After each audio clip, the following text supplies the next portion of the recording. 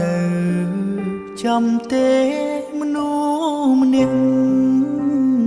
នេះរឿងរ៉ាវច្រើនណាស់ធ្លាប់សាងរួមគ្នាខ្ញុំចាំថាពាក្យចុងក្រោយគឺពាក្យលាហើយយើងក៏បែកគ្នាត្រឹមនោះ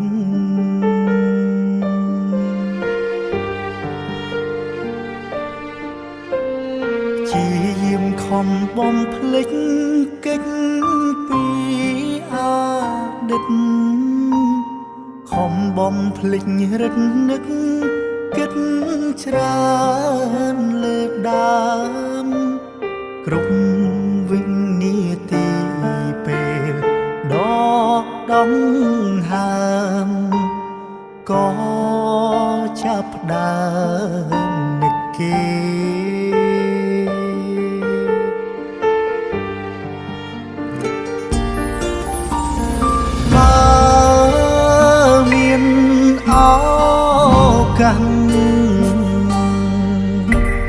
ចង់អោបកាយគេ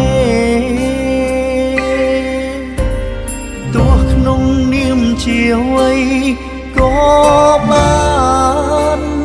ដែរសុំពេលក្បែរត្រឹមមួយនាទី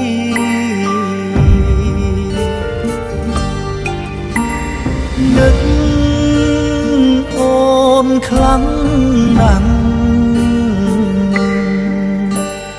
ដឹងតែผมនេះ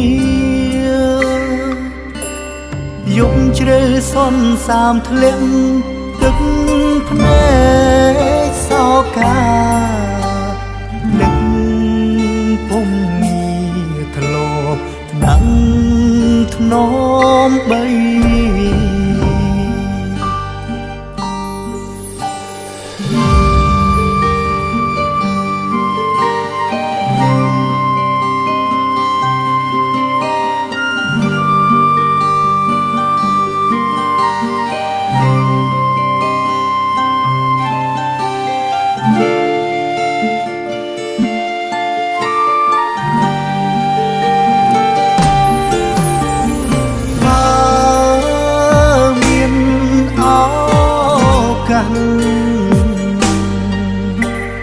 ចង់អោបកាយគេទោះក្នុងនាមជាអ្វីក៏បានដែរសុំពេលក្បែរត្រឹម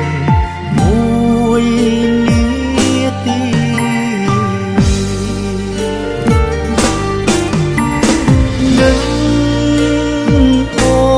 ខ្លាំងណាស់ដឹងតែผมនេះយប់ជ្រៅសន្សាមធ្លាក់ទឹកភ្នែកសោកា